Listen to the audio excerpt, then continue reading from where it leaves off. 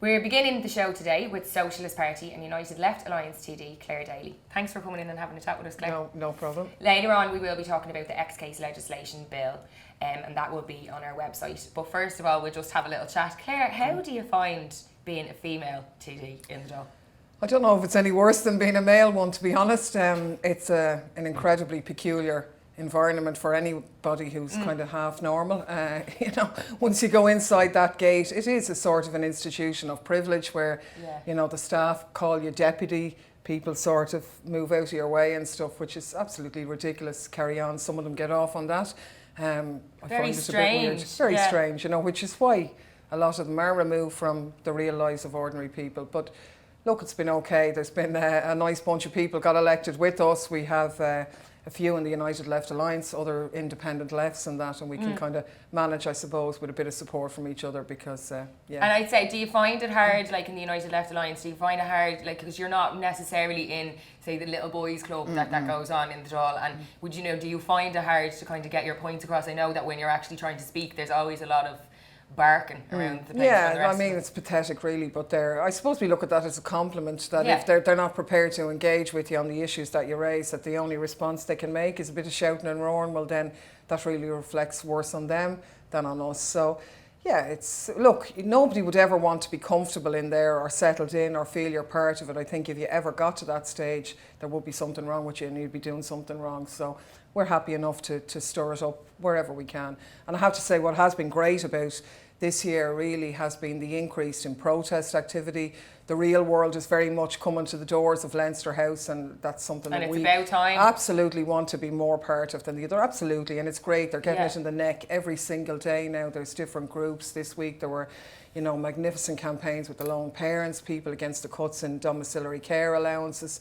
We've had schools up, turf cutters, household tax. It's really every day. It's good to see now that finally it's coming about. I suppose it reflects two things. One, it cuts the devastation that this government is wreaking havoc on the lives of ordinary people in every facet. But the other side of it is that the limit has been reached, that maybe people did think they were voting for something different. They gave the new government a chance. It's taken a year now for them to realise firmly that what they've got is Fianna Fáil and the Greens part two, probably even worse, and I think people are beginning to do something about it. So that's a real positive, and we want to bring those campaigns and those issues really into the faces of the establishment and the government that's there, and that's what we see our job as being, really. Yeah. It's just a platform to organise on those issues and give people a voice who haven't got one. That's brilliant. And you were very involved in the household tax charges and stuff, and how did you find that? Do you find that, I'd say it's just sickening to you to have to sit in the Dáil and hear them saying these things, but I know you were quite involved, like on the other side of it. Unbelievable. I suppose the good thing is that we know, we've been around the length and breadth of the country. We've met,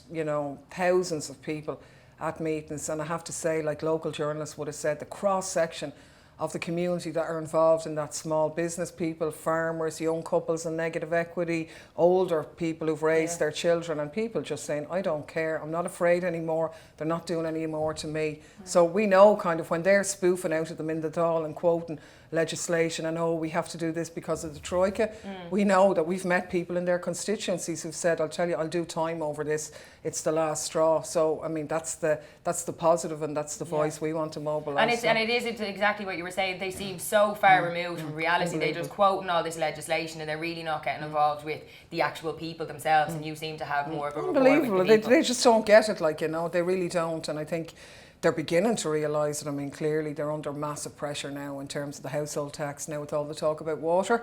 That's going to be a major battle for them, and I think they have a real problem with this fiscal treaty as well, so they're kind of trying to be on their best behaviour now so as not to alienate too many people, although they're making a bit of a hames of that as well. But that's what they're trying to do. So I think things are beginning to turn around. Yeah, are we getting there? Well, there's a huge gulf in the Dáil. Part of the problem is you have a government with a massive majority. There's over 110 of them or something. There's about 20 other Fianna Fáilers who are basically the same as them.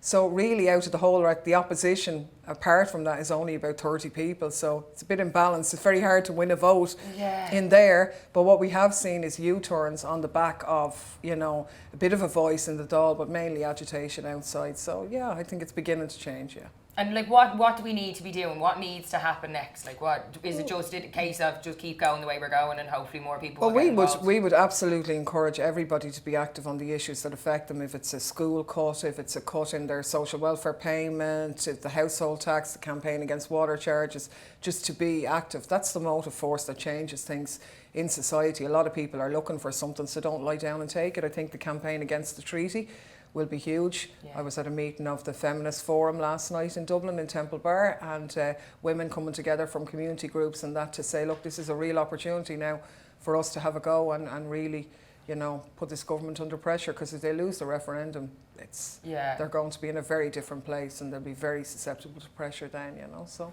And it's great to see, like, it's great to see politicians like yourself that are actually getting involved and are totally, like, you are our voice, because I mean, we don't really have that many voices in there. Well, look, there's no point in being in there otherwise, like, you know, it's just a complete joke. And we would have, like, obviously criteria that we only take the average industrial wage. If you take the salaries and the expenses that they get, well, you live a completely unnatural life.